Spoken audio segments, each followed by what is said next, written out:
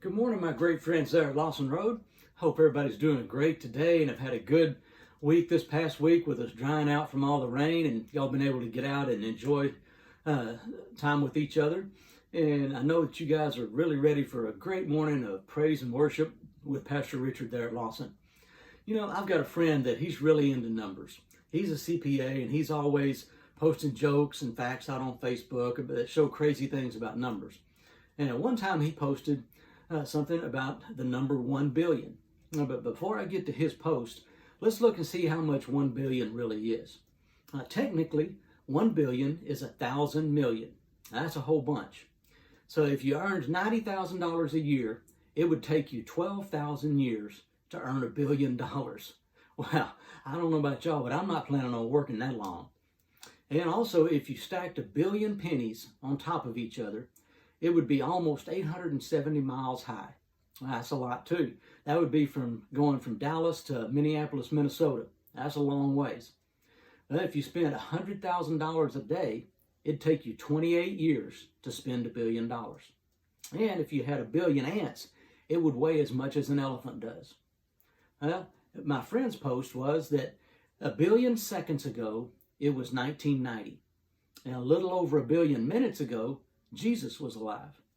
And $1 billion ago, at the rate the government spends it, it was about 8 o'clock this morning. That's probably the truest of all of it. But you know, the Bible, it doesn't really mention the number 1 billion specifically, but it does talk about a lot of things that there's a whole bunch of. It says in 1 Kings 4:29 that Solomon's understanding was as measureless as the sand on the seashore. Also in Jeremiah 33:22, says that David's descendants would be as countless as the stars in the sky. And in Matthew 10:30, it says that even the hairs on our head are numbered. Now, some of us have a little more, a little less of those, but all of those three, they're just too many for us to count. And to me, all of those things are so hard to comprehend. But it's so amazing that God knows them all because He created them. It's His world. He also created mankind, including you and me. And if God created us and loved us so much that He sent His Son to die for our sins, how can we not accept that wonderful gift from such an awesome and powerful and creative God? The God that created everything, He loves us all, and He is worthy of our praise and worship because it's His creation. It's His all.